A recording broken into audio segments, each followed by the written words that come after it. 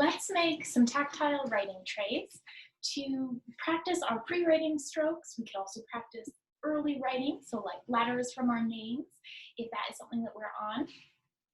So what you'll need is some kind of material to fill your bin. It could be rice, dried beans, salt, flour, even pancake mix. Some kids really like shaving cream. There are lots of options for what you fill your bin with, and then there are also options for what you use for a bin. You could use a tissue box. I've already cut this one down to kind of show you. Cut the front a little bit lower so that my hand could get in, and then the back a little bit higher so that it's not as likely to fall out. We do want something that has a little bit of an edge to help prevent messes, but not so high an edge that they're having to really use more of their elbow than just a little bit of wrist flexion to be able to write or draw inside of the tray. You could use the lid to a bowl, and let's just get right into demonstrating what some of these would look like. So I'm going to push these out of the way slightly, and then I'll pull in as we use them. So for our first one, let's start with some flour or some like pancake mix, something kind of powdery, so that we can see what that would look like. Just pour some on.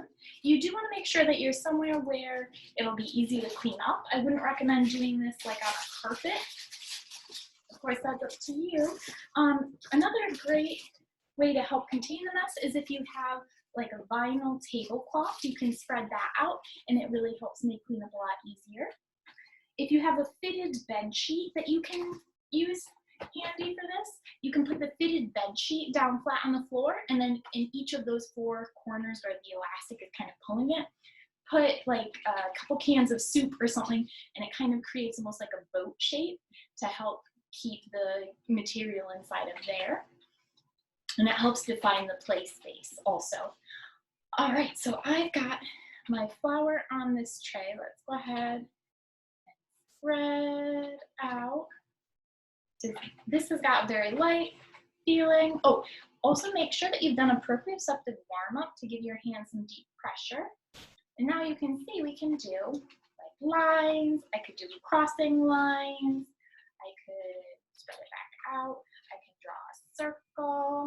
So we can do lots of different shapes, pre-writing strokes in this. And then we can also,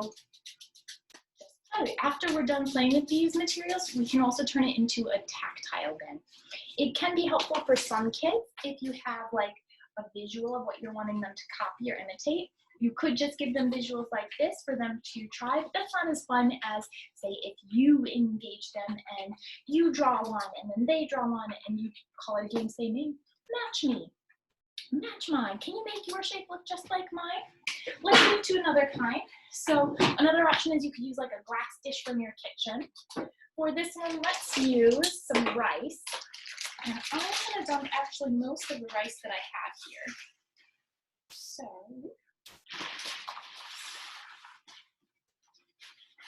all right.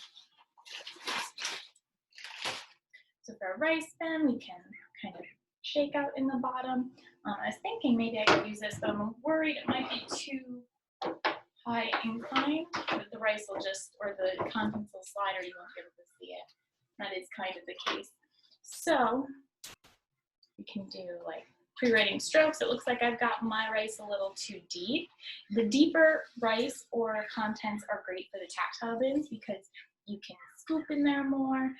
Like I mentioned, we could turn it into a tactile bin afterwards, putting in small pieces. Maybe they've got crayons in there that, you know, are hidden. If there's even more rice, then it's deeper, and then they can work on not only feeling, and there are tactile receptors, but if it's deeper, they have to dig, and it uses more muscles for proprioceptive input, and then they can start to work on tactile discrimination with their hands, their tactile receptors feeling the difference between objects, items in the tactile material. Let's see, besides those ones, let's show, how about a salt tray next?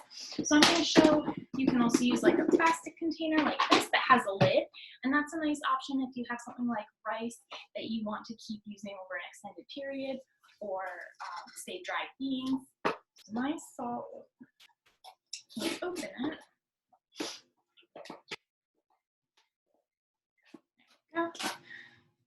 So we'll dump some salt in the tray. Again, we want to cover the bottom but not make it terribly, terribly deep. So that looks about right. You could even use sand for this, or if you have like a light dirt in your yard, you could use that.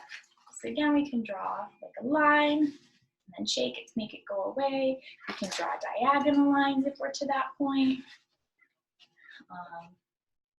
Maybe an L for letters. So it's a lot of fun too. Notice I was using my pointing finger, which is really great if you can isolate and use that pointing finger if you're demonstrating for your child. Make sure you're using your pointing finger if they're not yet ready to touch the material. Maybe they're just a little bit apprehensive about it. Besides giving them more proprioceptive input, more deep pressure squeezies, hand massages, we can also just give them a tool. So they could use like a Q-tip instead of using their finger if they're more comfortable with that to start with. And trace and draw just like we were with our finger. Oh, there you go. And a cotton ball is another option that we can pinch and use a cotton ball to draw our shapes or whatever we're drawing. So we've seen flour or like a flour mix, we've seen salt, we've seen rice.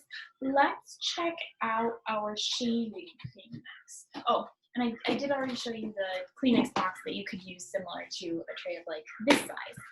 You could also use a bigger like glass dish or a pizza pan, a cookie pan that has a little bit of a raised edge. Anything like that would work perfect.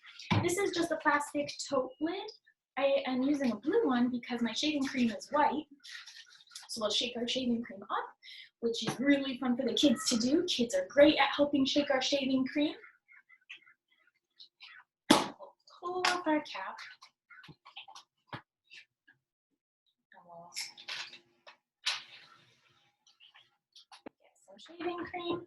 It is a good idea to have a cleanup plan, especially if you are going to be playing with your child with this. You might want to have a wet washcloth on hand so that you're able to wipe your hands down, or at least have all the doors between you and the sink open so that you're not opening doorknobs with shaving cream on your hands. Some kids will really love shaving cream and get elbows deep right into it. Other kids might not even want to touch it at first, or they might want to wipe their hands a lot in the middle. And that's okay. I tend to say if a kid wants to wipe their hands, I first try to say it's okay and reassure them, but if they still want to wipe their hands, of course we're going to let them wipe their hands. We don't want this to be a negative experience by any stretch of the imagination. We always want to keep it fun and encouraging and motivating so that they're willing to come back and keep working on their skills. So shaving cream works really nicely for being able to write and erase. We can make all kinds of shapes and pictures. And, oh, we could draw a person. Ooh, there's their body, arms, and legs, and maybe hands. Oh, a face. There we go. So we can have a lot of different fun, and also when we're done using them for writing or pre-writing, those tactile bins that we talked about. So especially something like the rice bin, if you add even more rice to make it a little bit deeper, you can add small manipulatives like broken crayons or bottle caps that they're digging through to find. And it can be fun just to dig through and find or feel the different textures. Some kids enjoy, like, you can use just any kind of little recycled thing. This is, you know, the bottom of a bottle I cut, but they work great for scooping and pouring. And as we're scooping and pouring, we're using our eyes and our hands together, coordinating.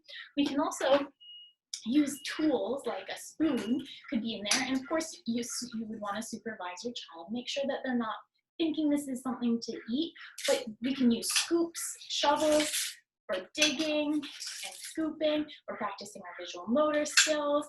This will help with developing the skills necessary for self-feeding with utensils. That's also a really great option. If you have something like tweezers, tweezers are really great for working on fine motor, visual motor skills. and in tool manipulation. So I got some different kinds of tweezers to demonstrate how you could put tweezers in there, and the child could use the tweezers to pick out like whatever kind of pieces or bottle caps, crayons you've got, and then maybe they're putting them into some kind of container. You could do small erasers. For about $1, you can get containers that have like tons of these small little erasers that have all different kinds of shapes and pictures, and you can hide those in the tactile bin.